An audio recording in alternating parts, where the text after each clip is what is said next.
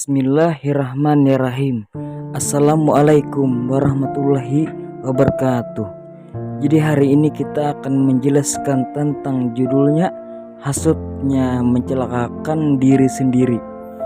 Ada seorang saleh yang mempunyai kedekatan dengan seorang raja.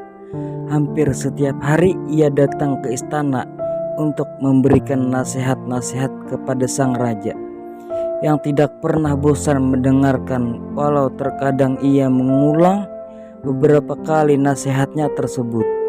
Hal ini bisa terjadi karena ia memang sangat tulus ikhlas, tidak ada pretensi pamrih apapun, khususnya keduniaan.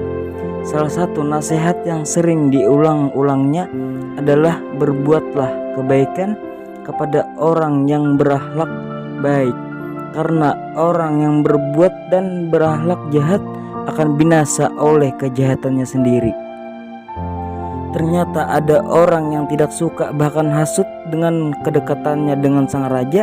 Ia selalu mencari jalan bagaimana bisa memisahkan orang saleh tersebut dengan raja, bahkan kalau mungkin membinasakannya. Setelah menyusun rencana yang matang, ia datang menghadap raja dan berkata, "Wahai sang raja, sesungguhnya orang saleh yang selalu mendatangi engkau itu mengatakan kepada orang-orang di sekitarnya bahwa bau mulutmu sangat busuk. Apa benar seperti itu?" tanya sang raja. Setelah tidak percaya, laki penghasut itu berkata lagi, "Kalau tuan raja tidak percaya, jika besok ia menghadap ke sini, perintahkanlah ia untuk mendekat, niscaya ia akan menutup hidung dan mulutnya." Sepertinya sang raja termakan oleh hasutannya dan berkata, "Pulanglah, engkau akan mengecek kebenaran ucapanmu itu." Keesokan harinya pagi-pagi sekali sebelum berangkat ke istana raja, orang saleh tersebut diundang ke rumah si lelaki penghasut. Setelah memberikan nasihat yang diminta oleh orang saleh itu disuguhi hidangan, si penghasut telah membubuhkan banyak sekali bawang putih dalam masakan tersebut, sehingga mulut si orang saleh itu berbau tidak sedap. Bau bawang putih itu yang menyengat. Orang saleh itu segera berpamitan karena ia mempunyai janji untuk menemui raja setiap harinya. Ia tidak punya waktu untuk bisa menghilangkan bau mulutnya itu dan menghadap raja dalam keadaan seperti itu. Ketika ia bersiap menyampaikan nasihat-nasihat, tidak seperti biasanya, tiba-tiba sang raja memanggilnya mendekat untuk duduk berhadapan. Tetapi hal itu telah diperhitungkan dengan matang oleh sang penghasut, karena takut bau mulutnya akan mengganggu sang raja. Ia menutup mulutnya, bahkan sambil memberikan nasihatnya, ia tetap menutup mulutnya dengan tangannya. Melihat sikap orang saleh tersebut, raja jadi membenarkan laporan dari lelaki penghasut itu.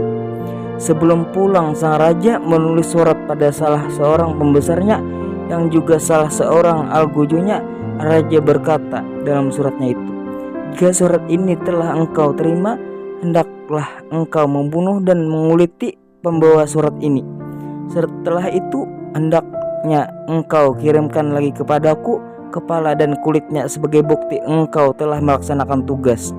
Setelah diberi amplop tertutup dan segel dengan cap kerajaan, surat itu diserahkan kepada orang saleh itu dan diperintahkan untuk membawanya kepada pembesarnya di suatu tempat.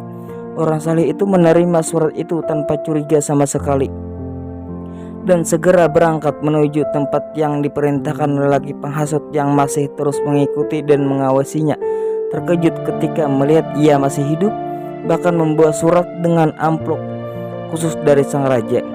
Orang yang memperoleh amplop seperti itu biasanya memperoleh hadiah dan pemberian sangat berharga dari raja, karena memang mempunyai sifat dan watak hasut, sifat iri dan tidak senang jika orang lain mendapat kenikmatan dan menginginkan hilangnya kenikmatan tersebut. Ia menghampiri orang saleh itu dan berkata, "Apakah surat itu?" Orang saleh itu berkata, "Surat ini ditulis sendiri oleh raja dan aku diperintahkan untuk mengantarkannya." "Berikanlah kepadaku," kata si penghasut itu. Orang saleh itu mencoba bertahan bahwa itu adalah tugasnya, tetapi si penghasut memaksa sehingga ia menyerahkan surat itu kepadanya. Si penghasut segera berlalu menuju tempat tinggal pembesar yang ditunjukkan. Setelah menyerahkan surat tersebut, ia menunggu dengan gembira dan menebak-nebak hadiah apa yang akan diterimanya. Tetapi tanpa disangka pembesar itu memerintahkan para prajurit untuk menangkap dan mengikatnya sambil berkata, dalam surat ini raja memerintahkan untuk membunuh orang yang membawa surat ini, kemudian memenggal dan mengulitinya.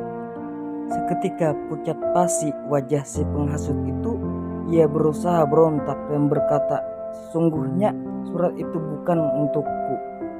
Izinkanlah aku untuk menghadap dan menyampaikan hal ini pada raja. Sang pembesar tidak menghiraukan ucapannya. Pemberontakannya hanya sia-sia belaka, karena para prajurit itu begitu kuat memeganginya. Sang pembesar berkata, surat raja tidak bisa dibantah dan perintah raja harus segera dilaksanakan. Ia segera disembelih, dipancung kepalanya dan dikuliti, kemudian dikirimkan ke raja. Ketika raja menerimanya, ia terkejut karena bukan kepala orang saleh itu. Ia memerintahkan prajurit untuk mendatangkan orang saleh itu ke hadapannya.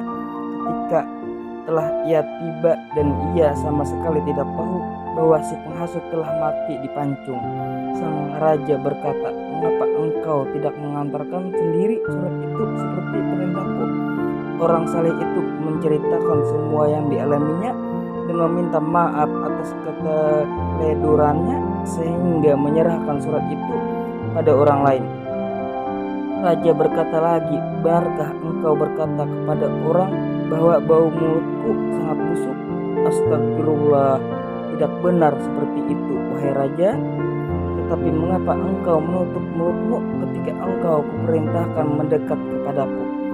Orang saleh itu menceritakan peristiwa yang dialaminya sebelum ia menghadap raja pada pagi hari itu. Raja mengangguk-anggukkan kepalanya, mulai mengerti duduk perkaranya. Kemudian ia berkata, benar sekali ajaran dan nasihatmu.